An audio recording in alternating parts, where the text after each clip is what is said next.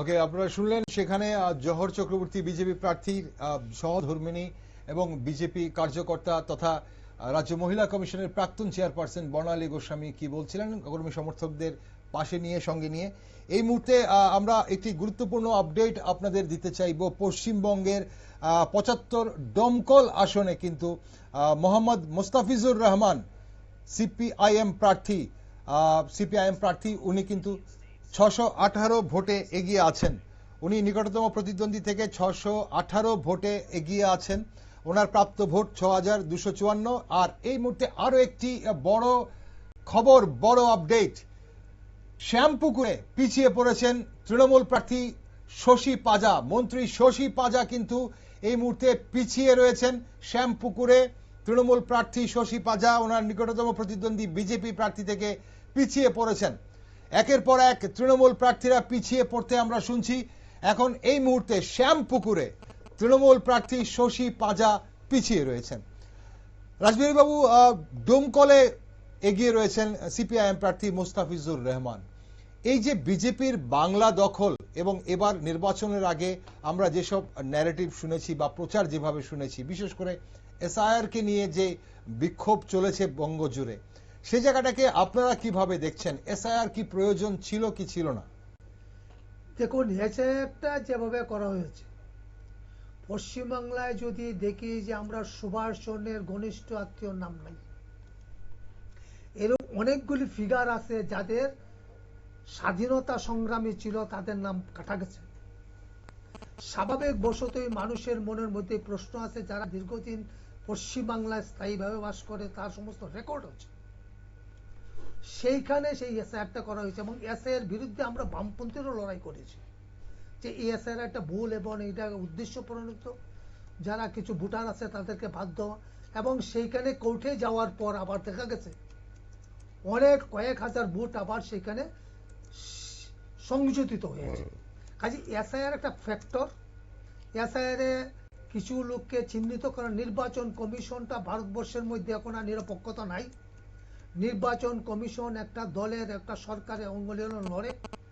সেইখানে এসআইআরটা তাদের বিজেপি যাতে লাভ হয় সরকারের, কেন্দ্রীয় সরকার সেই চেষ্টাটা করেছে। এবং পশ্চিমবাংলায় এইবার আমাদের যারা বামপন্থীরা কোনো এক সময়ে তৃণমূলের অত্যাচারে অনেক বামপন্থীরা সেইখানে বিজেপিকে ভোট দিয়েছে। এইবার কিন্তু আমরা যে পশ্চিমবাংলায় যে লড়াই আন্দোলন, সেখানে আমরা অনেক যুব ব্রিগেড, শিক্ষিত যুব বাহিনীকে আমরা সেখানে অন্তর্ভুক্ত করতে পেরেছি। না, সেটা কি কর্মী সমর্থকদের চাপে আপনারা সেই যুবদের সামনে এগিয়ে দিয়েছেন? কারণ বহুদিন ধরে এই অভিযোগ ছিল বামেদের যে বামেরা যুবদের সামনে আনে না, সামনে এগিয়ে আসে না। আমাদের রাজ্যেও আমরা একই চিত্র এখনো দেখতে পাচ্ছি, ত্রিপুরা রাজ্যেও একই চিত্র, যুবদের সামনে আনা হয় না। আমরা দেখছি যারা সিনিয়ররা আছেন ওনারাই আসন আঁকড়ে পড়ে থাকেন এবং সেটাই কিন্তু বামেদের জন্য কাল হচ্ছে বলে বারবার বলা হচ্ছিল। এবং তার জন্য কি এবার যুবদের সামনে এনেছিলেন আপনারা? না, আমরা তো একটা, আমাদের পার্টি সিপিআই, আমরা আজকের থেকে 10 বছর আগে আমাদের অল ইন্ডিয়া পার্টি সিদ্ধান্ত নিয়েছে যে আমরা 40% নিয়ম আর 60% হইল যারা বয়স্ক, সেইভাবে করবে। আমরা সেই কাজটা 10 বছর আগে শুরু করেছি। কিন্তু প্রশ্ন হইল যে ইয়ং হলেই যে সব একেবারে সমস্ত বুঝে যাবে এমন কোনো কথা না। তার প্রত্যেকটা মানুষের জীবনের যে অভিজ্ঞতা, তার বাস্তবতার সাথে পৌঁছতে একটা ইয়ং জেনারেশনের অনেক সময় লাগে। আমরা সিপিআই দল বয়স্ক এবং যুব যুবতীর সমন্বয়ে এই পার্টিটাকে এগিয়ে নিয়ে যাওয়ার চেষ্টা আমরা করছি। ওকে, আমি আসবো আপনার কাছে। এই মুহূর্তে দর্শক বন্ধুরা, অবশ্যই আপনাদের নজর থাকা উচিত এই মুহূর্তে তামিলনাড়ুর দিকে, যেখানে বড় অঘটন ঘটতে চলেছে তামিলনাড়ুতে বলে আশা করা যাচ্ছে। কারণ তামিলনাড়ুর 234টি আসনের মধ্যে এই মুহূর্তে মাত্র 2 বছর আগে গঠিত নায়ক বা অভিনেতা বিজয় থালাপাতির দল 105টি আসনে এই মুহূর্তে এগিয়ে রয়েছে তামিলনাড়ুতে। 234টি আসনের মধ্যে 105টি আসনে এগিয়ে রয়েছে, যেখানে 118 হচ্ছে তামিলনাড়ুর ম্যাজিক ফিগার, অর্থাৎ সংখ্যাগরিষ্ঠতা পেতে গেলে 118টি আসন প্রয়োজন। সেখানে ইতিমধ্যেই 105টি আসনে টিভিকে বিজয় থালাপাতির দল এগিয়ে রয়েছে। এনডিএ জোট অর্থাৎ এআইএডিএমকে নেতৃত্বাধীন জোট যেখানে বিজেপিও রয়েছেন, সেই জোট এই মুহূর্তে ৭৪টি আসন পেয়ে দ্বিতীয় স্থানে রয়েছে এবং সেকুলার ফ্রন্ট যেখানে ডিএমকে এবং জাতীয় কংগ্রেস সহ বামপন্থী দলগুলো রয়েছে তারা কিন্তু ৪৯টি আসন পেয়ে তামিলনাড়ুতে তৃতীয় স্থানে রয়েছে, যদিও এখন পর্যন্ত মাত্র প্রথম রাউন্ডের গণনা চলছে। আরো একটি আপডেট, প্রাক্তন সুন্দরবন উন্নয়ন মন্ত্রী সাগর বিধানসভায় পিছিয়ে। প্রাক্তন সুন্দরবন উন্নয়ন মন্ত্রী সাগর বিধানসভায় পিছিয়ে পড়েছেন। আপনারা দেখছেন এই মুহূর্তে নিউজ ভ্যানগার্ডের পর্দায় আপডেট, সাগর বিধানসভা কেন্দ্র থেকে পিছিয়ে পড়েছেন প্রাক্তন সুন্দরবন উন্নয়ন মন্ত্রী।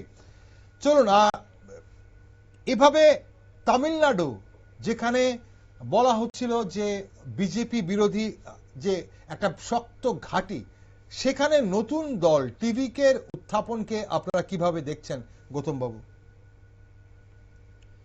টিভিকের যে উত্থান, এটা আমি আমার বিবেক থেকে আগে থেকে মাঝে মাঝে ভাবতাম, মানে এই যে ইলেকশন পর্যালোচনা মাঝে মাঝে আপনাদের এখানেও আসে, সুতরাং আমাদেরকে অনেক সময় এগুলো নিয়ে একটু স্টাডি করতে হয়। আমার কেন যেন একটা মনে হয়েছিল ওরা এগিয়ে যাবে। কেন হয়েছে আমি সেটা জানি না, সেটা আমার একটা অনুভূতিতে ছিল। এবং এনডিএ জোট একটা পজিশনে যাবে, যদিও আমি অনেক অ্যানালাইসিস, বাইরের অ্যানালাইসিস, অল ইন্ডিয়া লেভেলে যারা বড় বড় সাংবাদিকরা রয়েছেন বা এইসব আলোচনাগুলো করেন, ওনাদের মধ্যে কিন্তু আমার সঙ্গে অনেকের, মানে ওরা যে বলতো শুনতাম, আমার কাছে মনে হতো ওদের বিশ্লেষণগুলো ঠিক হচ্ছে না। আর আমার কাছে এখনো মাঝে মাঝে মনে হয় যে আমরা যারাই এখনো বিশ্লেষণ করি নতুন ভাবে, সেই পুরনো দিনের যে ধ্যান ধারণা, আমি অলওয়েজ কথাটা বলি, কেউ কিন্তু একটু মানে বাউন্ডারি হয় না। আমি আসবো আপনার কাছে গৌতম বাবু। এই মুহূর্তে আরো একটি আপডেট আমরা পাচ্ছি, কাকদ্বীপ কেন্দ্র থেকে এগিয়ে আছে তৃণমূল প্রার্থী মন্টুরাম পাখিরা। আরো একটি বিশেষ আপডেট, পশ্চিমবঙ্গের দিকে নজর আমাদের। কাকদ্বীপ কেন্দ্রে, পশ্চিমবঙ্গের কাকদ্বীপ কেন্দ্রে এই মুহূর্তে এগিয়ে আছে তৃণমূল প্রার্থী মন্টুরাম পাখিরা। হ্যাঁ গৌতম বাবু, টোটালি যে অ্যানালাইসিস গুলো এখন হয়, অ্যানালাইসিস গুলো সেই আগের যে সিস্টেম, এত পার্সেন্টের এইভাবে আমি এই কয়েকদিনেও দেখলাম, মানে কেউ কিন্তু ওই যে বলছিলাম যেটা লুক বিয়ন্ড বাউন্ডারি, ঘর থেকে বেরিয়ে কেউ ভাবে না বর্তমান যুব সমাজ কি চায়, বর্তমান ভারতবর্ষটা কি চায়। আজকের যে রাজনীতিটা চলছে এটা কিন্তু শুধু আমাদের ভারতবর্ষের রাজনীতি নয়, এটা কিন্তু একদম আমরা পলিটিক্স চলছে। আমরা ধর্মনগর আসনের চতুর্থ রাউন্ডের গণনার শেষে আপডেট এই মুহূর্তে এসে পৌঁছে গেছে। আর কিছুক্ষণের মধ্যেই হয়তো বিজেপি প্রার্থী জহর চক্রবর্তীকে জয়ী ঘোষণা করা হবে। অবশ্যই আমি আপনাদের জানাতে চাইব জহর চক্রবর্তীকে, অবশ্যই জহর চক্রবর্তী 24,291 ভোট পেয়েছে। জহর চক্রবর্তী 24,291 ভোট পেয়েছে। জহর চক্রবর্তী 24,291 ভোট পেয়েছে। নিকটতম প্রতিদ্বন্দ্বী কমিউনিস্ট পার্টির অমিতাভ দত্ত দ্বিতীয় স্থানে উঠে এসেছেন, ওনার থেকে 18,290 ভোটে এগিয়ে রয়েছেন জহর চক্রবর্তী। শেষ এখন অবধি খবর আমাদের কাছে আসেনি, এখন অবধি চতুর্থ রাউন্ডের গণনা চলছে, সেখানে 24,291টি ভোট পেয়েছেন জহর চক্রবর্তী। ওনার নিকটতম প্রতিদ্বন্দ্বী অমিতাভ দত্ত সিপিআইএম ক্যান্ডিডেট থেকে উনি 18,290 ভোটে এগিয়ে আছেন। সিপিআইএম ক্যান্ডিডেট অমিতাভ দত্ত পেয়েছেন 6,001টি ভোট। জাতীয় কংগ্রেস প্রার্থী চয়ন ভট্টাচার্যের প্রাপ্তি 5,936টি ভোট, অর্থাৎ জহর চক্রবর্তী 18,290 ভোটে এগিয়ে আছেন। চলুন আপনাদের এই মুহূর্তে আমরা খবর অবশ্যই গোটা ভারতবর্ষের বিভিন্ন রাজ্য এবং কেন্দ্রশাসিত অঞ্চলের খবর দেখাচ্ছি। সবঙ্গে তৃতীয় রাউন্ডের শেষে মন্ত্রী মানস রঞ্জন ভূঁইয়া 693 ভোটে পিছিয়ে গেলেন। একের পর এক তৃণমূল কংগ্রেসের মন্ত্রীরা কিন্তু পশ্চিমবঙ্গের মন্ত্রীরা পিছিয়ে পড়ছেন। এবার মন্ত্রী মানস রঞ্জন ভূঁইয়া 693 ভোটে সবং থেকে পিছিয়ে পড়েছেন। সবং বিধানসভা কেন্দ্রের তৃতীয় রাউন্ডের গণনা শেষে মন্ত্রী মানস রঞ্জন ভূঁইয়া 693 ভোটে পিছিয়ে পড়েছেন। রাজবীর বাবু, তৃণমূল কংগ্রেসের মন্ত্রী পর্যন্ত পিছিয়ে পড়েছেন, এটা কি মানে প্রতিষ্ঠান বিরোধী হাওয়া প্রবল ছিল বলে মনে করেন? প্রতিষ্ঠান বিরোধী হাওয়া তো পশ্চিমবঙ্গে আছে। এই প্রতিষ্ঠান বিরোধী হাওয়ার মধ্যে যেটা আগে শুরু করেছিলাম, বামফ্রন্ট ক্ষমতায় যাওয়ার পর তৃণমূল যেভাবে আমাদের বামফ্রন্টের পার্টি অফিস সমস্ত দখল করেছিল, যে খুন খারাপি সন্ত্রাস চলেছিল, আমাদের সিপে রাষ্ট্র অফিস 1000 অফিস দখল করেছিল, আমরা 3 বছর আগে 500 অফিস দখল করতে মুক্ত করতে পেরেছি।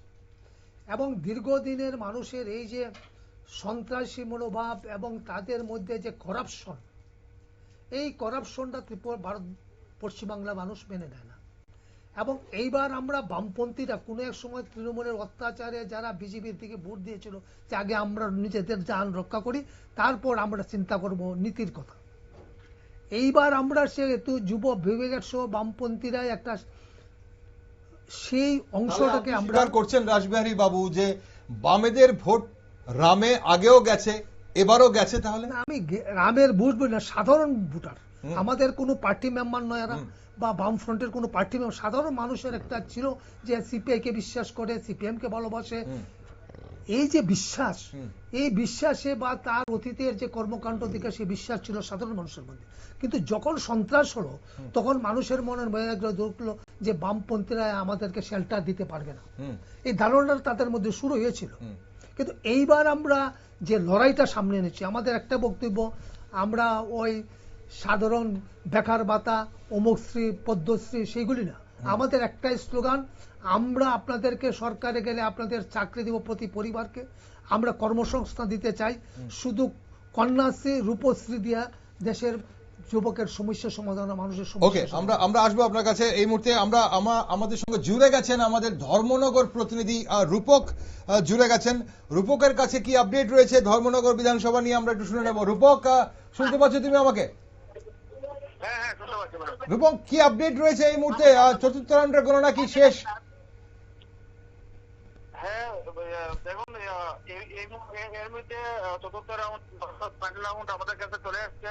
তো ফাইনাল রাউন্ডে কিন্তু বিজেপি প্রার্থী জয় চক্রবর্তী বিশাল ব্যবধানে কিন্তু জয়লাভ করেছেন। প্রায় 18,052টি ভোটে উনি লিড করেছেন।